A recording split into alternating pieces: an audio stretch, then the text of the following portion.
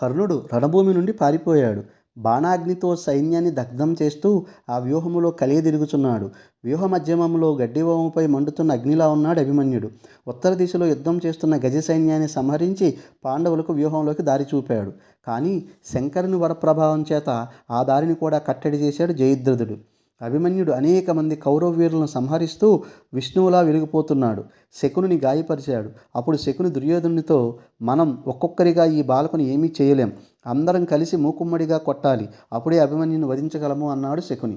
అనంతరం కర్ణుడు, ద్రోణాచార్య, మనం ఇంతమందిమి ఏమీ చేయలేకపోతున్నాం, ఇతడిని చంపే ఉపాయం చెప్పండి అన్నాడు.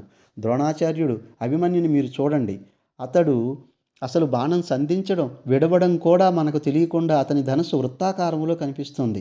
ఇతడికి అర్జునుడికి ఎటువంటి తేడా కనిపించడం లేదు నాకు అంటూ ప్రశంసించాడు. దానికి కర్ణుడు, ఆచార్య, నన్ను చాలా బాధిస్తున్నాడు, ప్రాణాలు ఒగ్గబట్టుకుని ఉన్నాను, ఈ పరాక్రమశాలిని పడగొట్టే ఉపాయం చెప్పండి అన్నాడు. దానికి ద్రోణుడు, ఇతని కవచధారణ విద్య అభేద్యమైనది, అమోఘమైనది. ఆ విద్య నాకు అర్జునునికి మాత్రమే తెలుసు. ఇతడు కూడా ఎలా నేర్చుకున్నాడు దానిని అంటూ, కర్ణ, ఈతడి ధనస్సును త్రుంచగలిగితే, అల్లెత్రాటిని త్రెంచగలిగితే, సారథిని చంపగలిగితే అప్పుడు పని జరుగుతుందని చెప్పాడు. దానితో వేగంగా అతని ధనస్సును విరగ్గొట్టాడు కర్ణుడు. సారథిని చంపేశారు. మిగిలిన మహావీరులు అందరూ అభిమన్యునిపై బాణవర్షం కురిపించారు.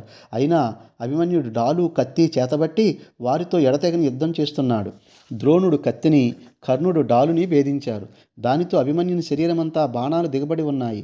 అయినా రథచక్రాన్ని చేతిలోకి తీసుకొని శ్రీ మహావిష్ణువులా ప్రకాశిస్తున్నాడు యుద్ధరంగాన. కౌరవ వీరులందరూ భయపడ్డారు. రథచక్రాన్ని ముక్కలు ముక్కలు చేశారు. గద చేతిలోకి తీసుకొని అశ్వత్థామతో యుద్ధం చేస్తున్నాడు. ఈలోగా దుశ్శాసనుని కొడుకు గదతో అభిమన్యుని పైకి వచ్చాడు. ఇద్దరూ గదా యుద్ధం చేస్తూ చేస్తూ కిందపడ్డారు.